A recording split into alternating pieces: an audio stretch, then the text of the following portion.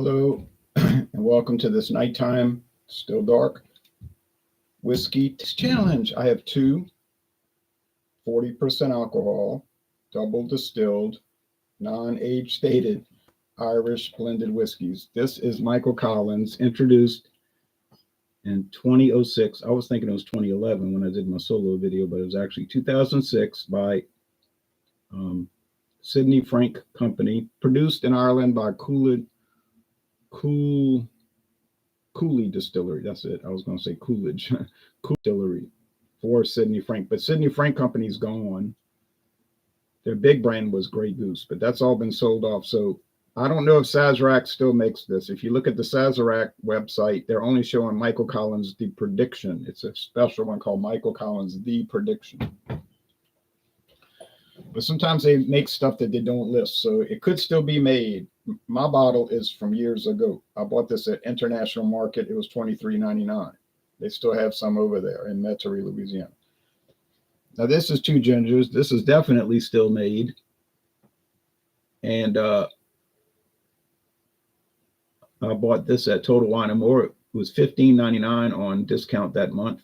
It's from Kilbeggan Distillery of Ireland. This was introduced in 2015, okay? And they're double distilled. That's why I'm doing these two first, because they're both double distilled. The only two double distilled Irish whiskeys I have. Most blended Irish whiskeys are triple distilled. So that's just the way they chose to do it. Will I be able to tell them apart? I don't know. It's no age statement. That I know they're at least 3 years old. That's the law in Ireland. So we got that much going.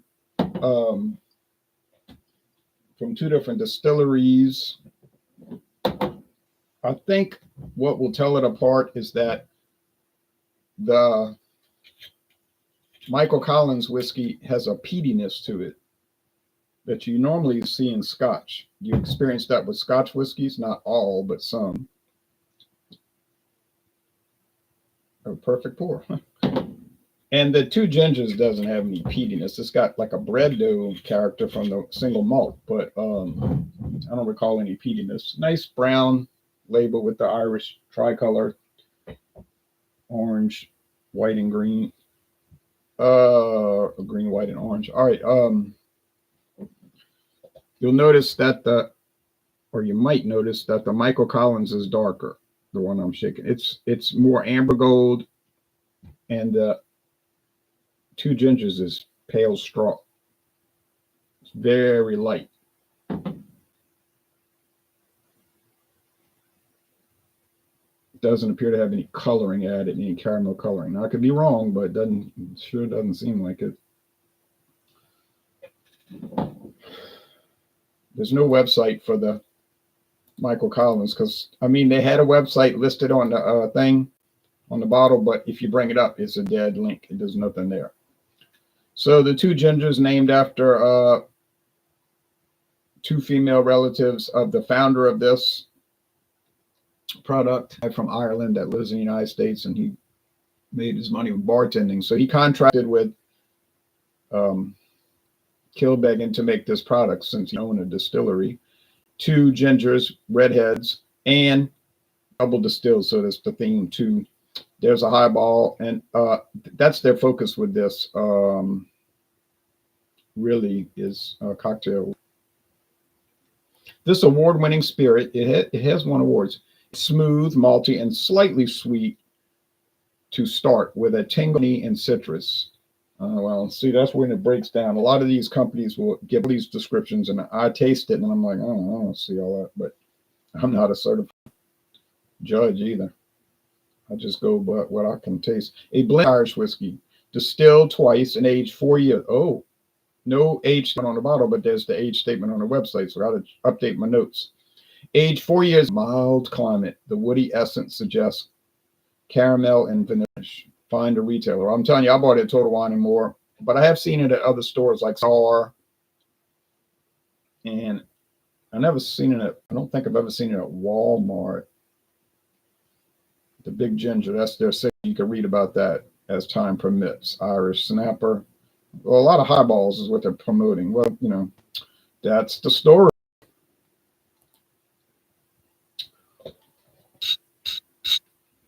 So $15.99 for the, I'm talking about when I bought it now. That could have changed certainly with the JB inflation, but $15.99 versus $23.99. Now, is it really going to be $8 better? I doubt that. I like it from the 2 times in my life that I tried it, but I can't see it being really justifying the $8 difference. I'm gonna have to close my eyes because if I look down and glance and see the darker appearance, I'm gonna know what it is. Herbie says good morning to you in India. Phil, good morning, Jay. Good morning to you in France. All right, got an international audience for our international product. Irish whiskey sold all over the world, and it's very popular all around the world. Okay.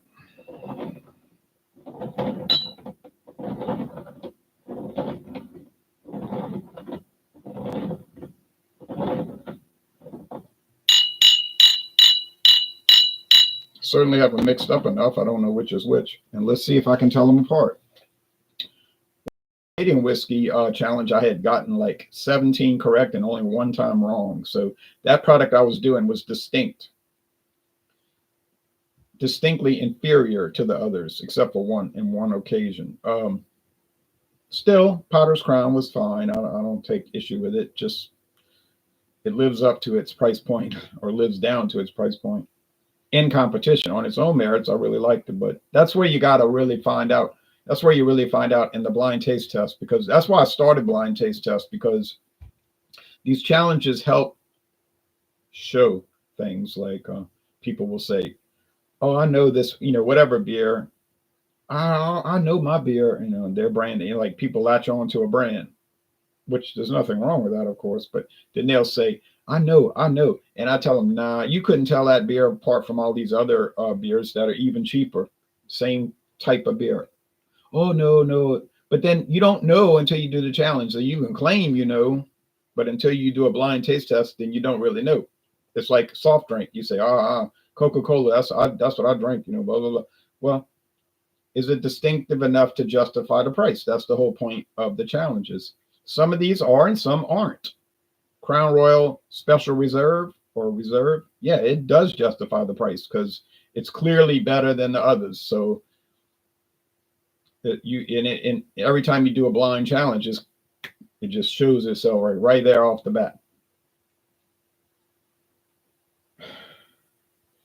Yeah, sweet grain like corn, which is probably 80% maize, as they say in Europe, which is the older name for corn. When Americans say maize, they're talking about Indian corn, all the different colored corn, blue corn, and all of that. In Europe, a lot of times when they say corn, they really mean wheat. So a lot of these terms, you want to clear them up. Sweeter and more honey-like. Honey is sweet, but it's like a different type of sweetness. So yeah, that could be, I don't know, but they don't smell the same. Okay. Do I know which is which on aroma? No. But what I do know is they don't smell alike. Now the most important part, the taste challenge part.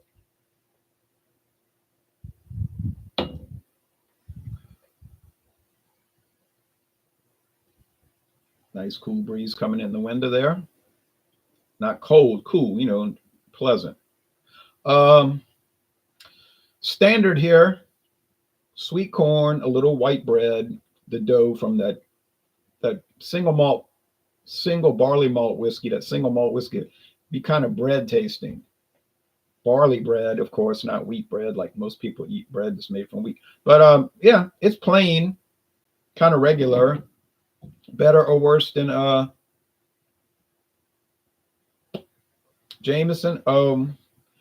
It's probably about on par. Jameson, you're paying for the name. Crown Royal, you're paying for the name. Johnny Walker Red Label, you're paying for the name. Jack Daniels, you're paying for the name. So if you want to pay for the name, go ahead. That's fine, no problem. But you are paying for the name. A lot of times, those products don't really justify that extra $7, $8. They rarely justify it, but they command an audience. No, can't say they don't. Now you might say these are off brands, meaning off the main grid. Well, yeah, that's right. Two Gingers, obscure, relatively so. Michael Collins, even more obscure. And it's got the date 1921 on it. That's the year the Irish rebels signed a peace treaty with Great Britain, the United Kingdom, the British Empire, saying, okay, call off the war, because it was a war of rebellion. And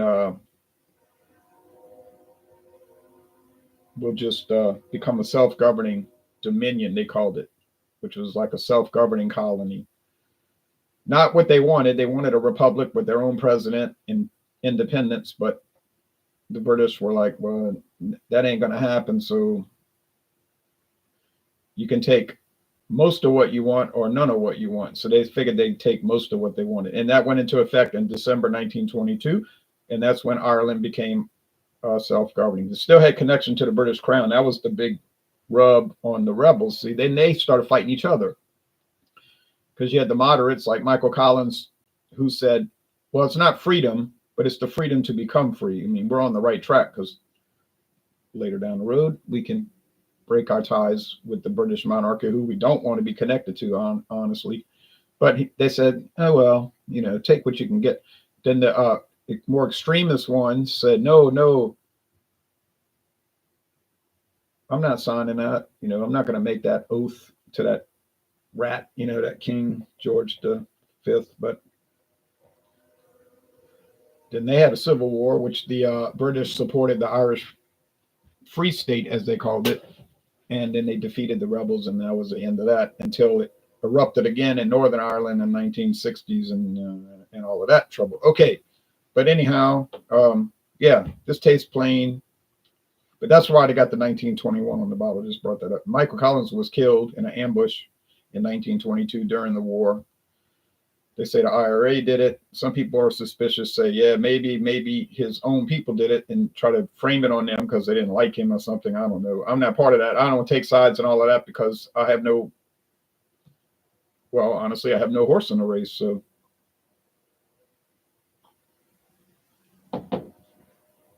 you know, people ask me that about these foreign wars. Like, who do you favor? I say neither. Not involved in it. A lot of Americans feel like they want to take a side every time, because the government does encourage that, because they'd always take a side. A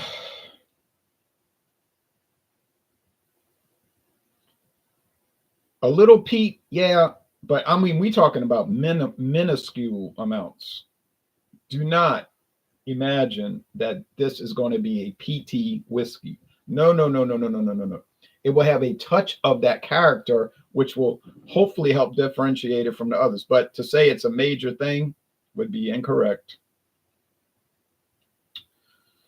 But these don't taste the same. This is perhaps drier. You saw I say perhaps drier.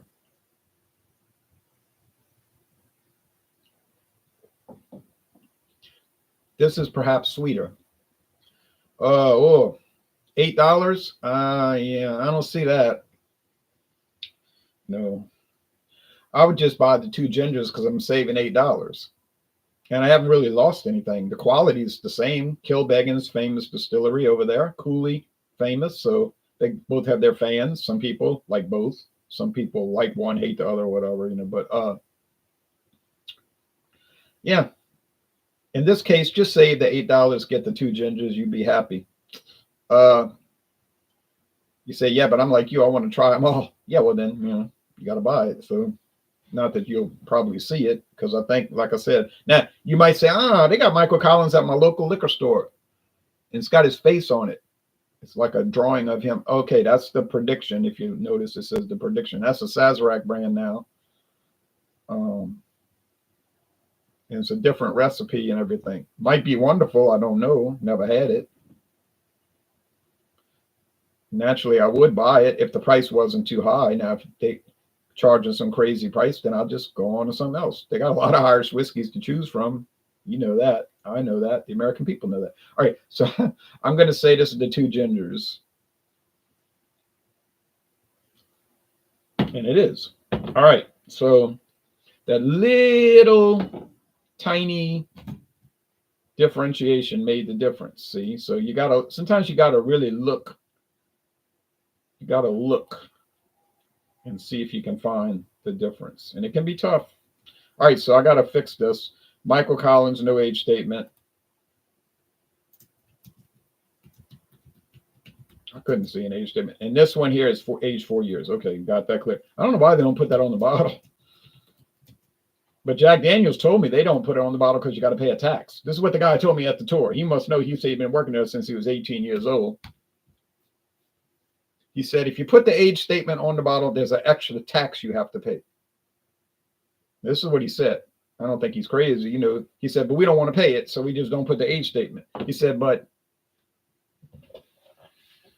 he said, I could tell you it's age 4 years, but I'm not going to say that because then you might imply that I'm making an age statement. He said, now you can figure that out or take it any way you want to take it. And I think we know how to take it. Mike, the Two Gingers has no age statement on there that I could see, but on the website it says age 4 years. Now you say, well, the website's not an age statement. That means on the bottle. Technically, that's true. So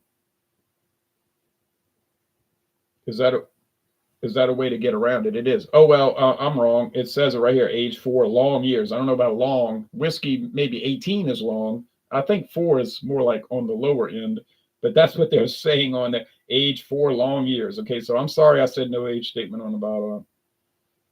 Faithfully distilled, yes, I'm sure. Ireland's oldest continually licensed distillery. There's the key. See, some of these Irish whiskeys will claim, oh, we've been around since 1786 or whatever. Well, wait a minute.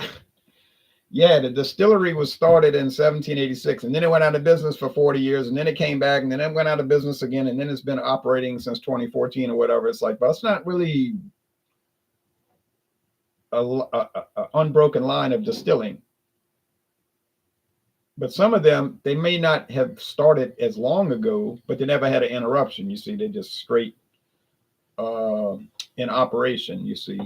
And that happened with a lot of these Scotch whiskeys. I have some where they're like, the bottle will say since 1897, but then when you read about it, it's like, well, yeah, it started in 1897, but then it got mothballed in 1963. It was locked down, shut down. Nothing was happening. And then they brought it back in the 90s. It's like, well, that's not really, they're not quite giving you the whole story. They're not lying, but all right. And it's funny with Miller High Life, they'll claim since 1903, but it's really 1855. So they're kind of cheating themselves. They've been making Frederick Miller beer since 1855, but they changed the name to Miller High Life in 1903. They just rebranded it, giving it a more, I don't know what you say, fancy presentation. They just, but the beer itself, it goes back to 1855. But anyway, all right, y'all take care. I'm going to turn on the news. Bye-bye.